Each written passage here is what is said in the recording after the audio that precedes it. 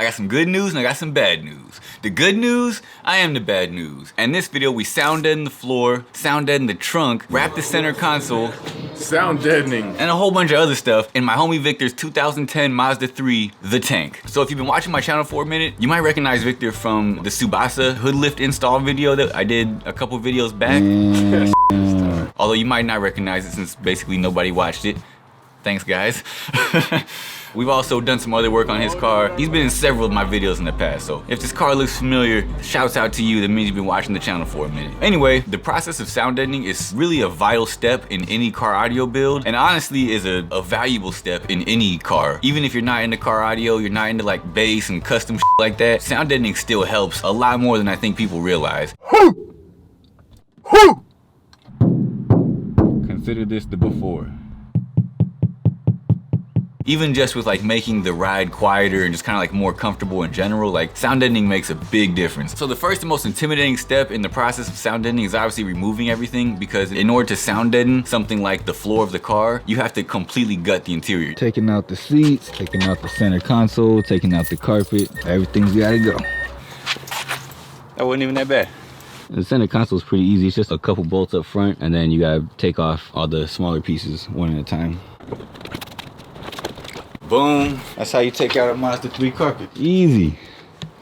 The carpet been through a lot. Next step is to take out all these little bullshit stuffs over here. Basically everything inside needs to be outside. Unless you're just doing sections at a time, and by the way, there's nothing wrong with doing sections at a time. So you see you got the Noiko right here. Well, it's about to get Noiko on the whole rest of the inside now. But just prepare yourself, because eventually, in order to get a full job like we're doing, you gotta take out a full everything like we're doing. Every car is gonna be a slightly different process, although most cars are gonna be fairly similar. And honestly, like for any car, none of the work is really hard. There's just a lot of it, and there's a lot of different pieces to keep track of where you got them from and all that kind of stuff. And the best bet is to just take some pictures and label things. We didn't do that. I'm just saying, you know, learn from my mistakes.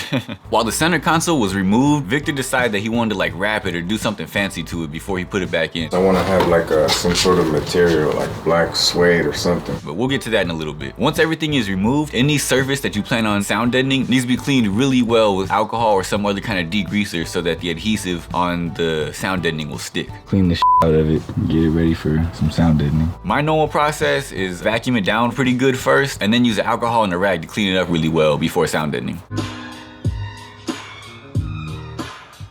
While I'm cleaning the surface that I'm gonna be sound deadening, I normally lay out all the sound deadening like in the sun, especially if it's like a sunny day. You don't really have to do this. This just kind of makes it like a little more flexible and like easy to bend and shape and all that.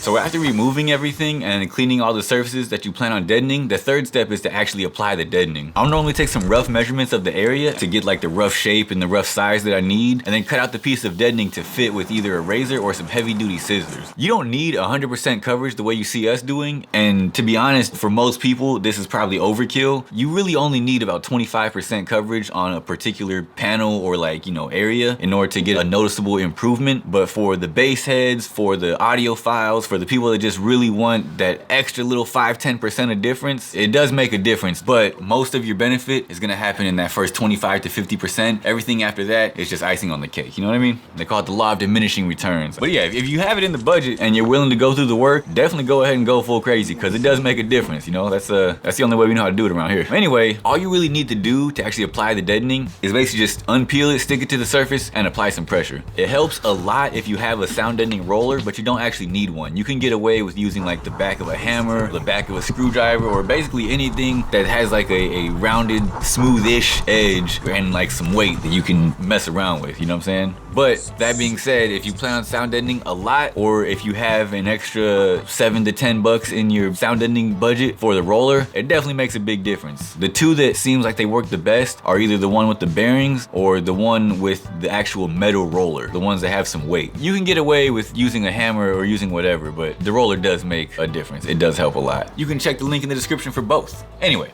so once the floor was completely sound deadened, Victor decided to take it up a notch by adding a layer of Silas liner, 314 mil closed cell foam on top of the sound deadener. Yeah, look at this. The sound deadening takes care of vibrations, and the foam helps reduce road noise. And the foam is applied the same way as the sound deadener. All you have to do is clean the foil of the sound deadening, and then measure, cut, stick, roll, repeat. Same exact process.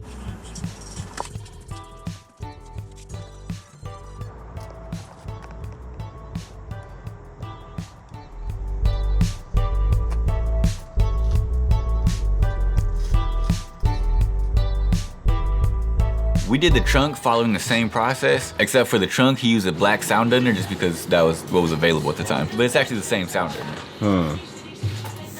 This dude couldn't be without an interior. Started to lose my mind. I needed the darkness again. Look, compared to this, it looks like a construction site. I'm way more peaceful with that. Even this is an upgrade because I had it like this. Get tired of looking at that. Well, we went like all the way under it. All the way under the styrofoam. It's hard to see, but it's like all the way as far as we could.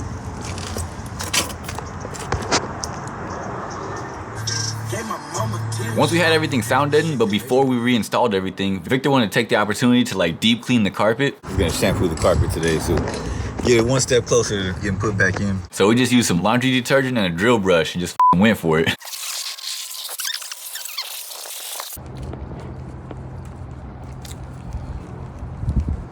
This is sound deadener soap. The sparkles make all the difference. So yeah, that's the driver's side, passenger side.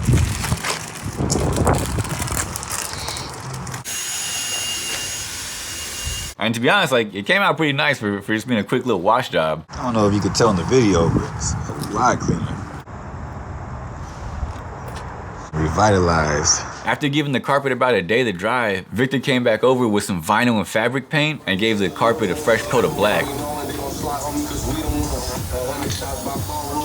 But this was a while ago, like it's actually been a while since we did that, and Victor has since said that he wishes he hadn't done that because that paint faded over time and he wasn't exactly happy with the results over time. The results at the time were cool, but they didn't last very long, so keep that in mind before you decide to do it yourself. And then obviously Victor wasn't gonna stop the makeover with the clean carpet, so like he completely randomly just bought a new seat. What's that, Chulito?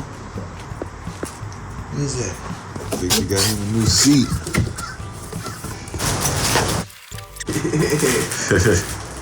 He already had aftermarket seats, so luckily he already had the brackets for aftermarket seats, so we didn't have to find any brackets or get some fabricated or anything, so that made the install really easy. And then he actually picked up a blue seat for his passenger side, but normally they both stay covered anyway. And then that brings us to earlier in the video when I told you that Victor wanted to do something with the center console. I want to have like some sort of material, like black suede or something. He decided on wrapping the console with a gray, like leather-like fabric, and then also painting the shifter surround flat black. And then obviously before he wrapped the center console, he sound deadened the entire inside. I went pretty That's crazy, pretty legit. Full ass job right there. So he sound deadened and added foam liner to both sides of the inside of the center console just to help control the road noise even more and also to keep the center console itself a little more rigid so it's less prone to vibrating. He told me it was gonna take like 5 seconds and then all of a sudden I see him over there getting all the little details and shit. This dude got me. 5 minutes into, I'm gonna just hit the big areas. I said I wasn't gonna go insane, but I didn't say I wasn't gonna go crazy. Now this piece is getting smaller and smaller. There's crazy, then there's insane. That's how it is sounding. Just going a little crazy today. So hit the inside with some Noico foam. I had saved over from before the conflict. This is not conflict foam. So wrapping the center console was like a fairly new process for both of us. Like we both kind of understood what needed to happen, but didn't necessarily have any idea how it works. So we pretty much just did what made sense at the time, you know? So his center console is under here. Cut that into 2 pieces, 1 on each side. So we cut the fabric to match the console as close as we could, leaving like some extra around the edges to wrap over. To actually apply the fabric, Victor basically just sprayed down the center console and one of the pieces of fabric with contact cement. Yeah, that shit looks like Spider-Man. It looks like Spider-Man. Oh, but it smells like Elmer's glue.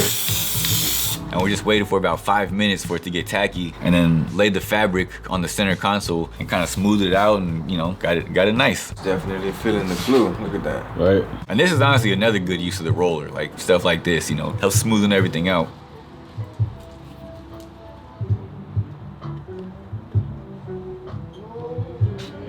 Then we pretty much just wrapped the excess over the edge and then used the contact cement again on the other side. While the console was drying, we gave the panel that goes around the shifter a quick sand. You know we had to give Victor right. And then a straight coat of flat black.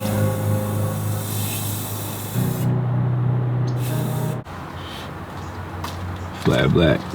There's definitely cleaner work out there, but all in all, honestly, I think it came out pretty nice, and Victor's happy with it. So that's a win if you ask me. He gave the same treatment to both the center console pieces and the kick panel, and kept the center piece in the back of the console black, so that the whole sides of the console were that gray color, and the whole middle was like flat black.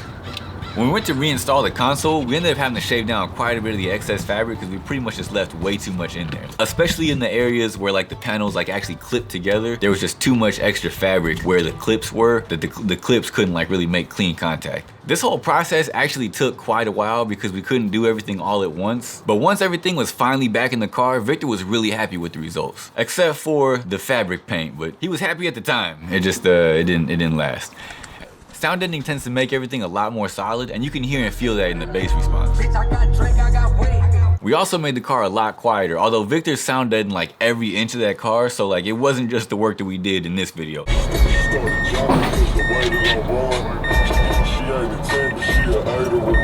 We both actually come from professional audio backgrounds, and Victor wants the tank to basically be a studio on wheels. And I'd say it's pretty close to accomplishing that, like especially now. There's been a lot more work since this video, and there'll be a couple more updates coming up pretty soon about some of the extra speakers we added. And some of the extra speakers we're gonna add. But anyway, yeah, that was sound deadening the floor in Victor's Mazda 3. This is the first time with everything back together since doing the floor. Thanks for watching. Let me know what you thought about the sound deadening job, the console wrap, the paint, like all the different stuff we did. And let me know if you want to see more updates on Victor's car in the future. That clean though.